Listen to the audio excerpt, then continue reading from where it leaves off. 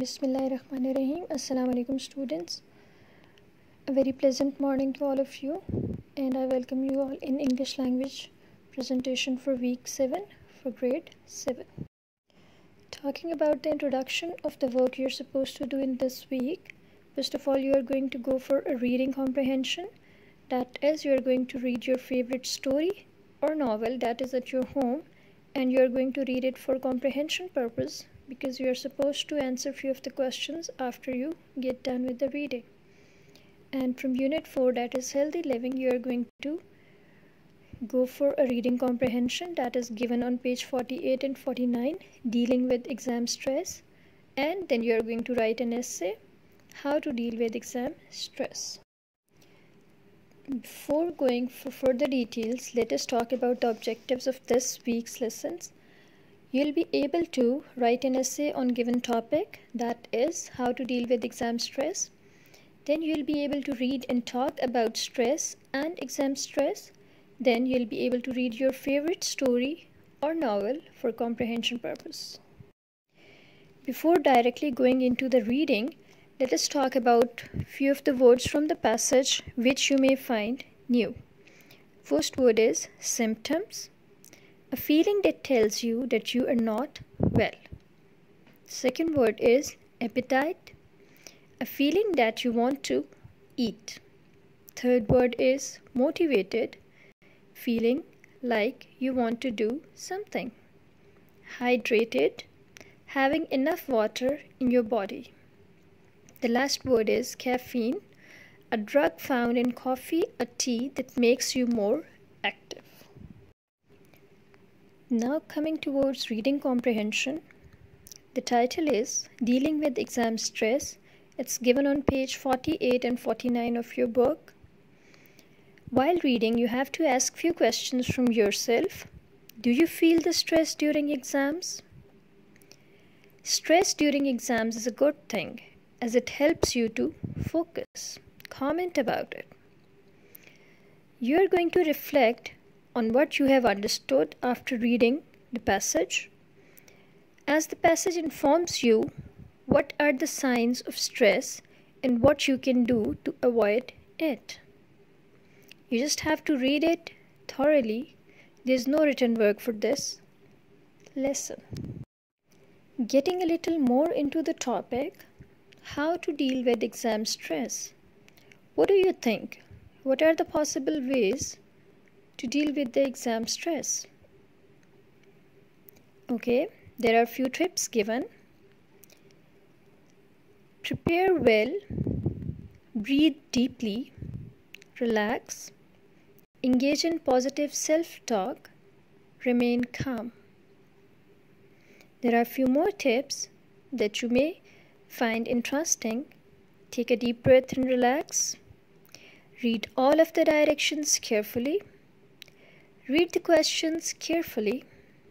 Make sure you understand what is being asked. Look at all of the choices before you answer. Paraphrase the question. Eliminate the answers you know are wrong. Stop and think carefully. Check your work for accuracy, and always do your best. If you find any other tips to deal with exam stress, you can mention that in your essay writing.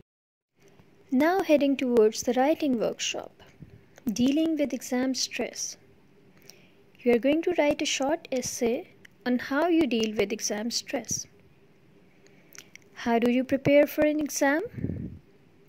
Which situations make you feel stressed? Does your personality change when you are stressed? Is stress dangerous for your health? In which situation can stress be a good thing? You have to think about these questions, and the answers of these questions you are going to add in your essay. The word limit for essay is 175 words. As written over here in the picture, the essay has a topic sentence that states your opinion. You have to tell how you cope with your exam stress. You can take help from the previous slide in which there are tips given to deal with exam stress, And if you have got more tips, you can add your own in the essay as well. So, moving towards lesson 3, that is basically your favorite novel or your favorite short story. I'm sure most of you are in habit of reading and most of the books would be your favorite. So what you are going to do, you are going to pick one among them and then you are going to read it. And while reading, you have to keep few things in your mind because you have to do the questions at the end which are given. The questions are, what happens in the first few chapters? You are going to give a little bit summary or crux of what happened in the beginning. Then, who are the main characters? Write a few lines to describe them. Not all the characters, but the main characters you are going to pick up, and then you are going to write few lines about each of the character. Then you have to give 2 examples each of nouns, verbs, adverbs, adjectives, pronouns, and prepositions from the story or the novel that you have chosen.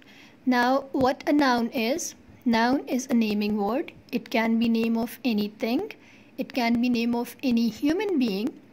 It can be name of any feelings. It can be name of any emotion, any animal, anything which can be given name that we call a noun. As far as the verbs are concerned, verb basically are the action words in which action is involved. That what we call a verb. Adverbs are basically which are describing the verb. For example, most of the time the adverbs they end at ly, but not always. Most of the time. For example, if the verb is written or write, the adverb is going to be slowly. So adverb is giving us more information about verb.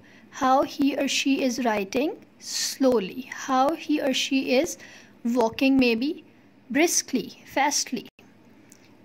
As far as adjective is concerned, that describes noun. That tells us more about noun. For example, if noun is a girl, adjective can be pretty girl.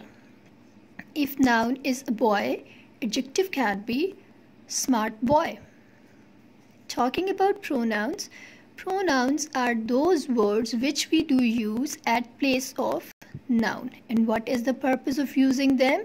Just to avoid the repetition of noun again and again. For example, we do use pronoun he for mentioning a boy. We do use pronoun she for mentioning of a girl. We do use pronoun it for mentioning of any of the non-living things or maybe for any of the animal. As far as preposition is concerned, these are basically words which are used as joiners. They do tell us about maybe place, they do tell us about direction, they do tell us about maybe time. For example, there is a long list of prepositions, but for example, to, for, from, above, beneath, towards, all these are prepositions. So you have to find each of the given part of speech, two examples for each. And the last thing that you are going to do, this is your written work basically. You are going to make sentences of any of the 6 identified parts of speech. Now you are given with 6 and you are going to find 2 examples for each, so it comes to be 12 in total, and you are going to pick up any 6 from these 12 and then you are going to make sentences out of them. Okay girls, that's all for this week from English language. Hope you have a good week ahead. Take care.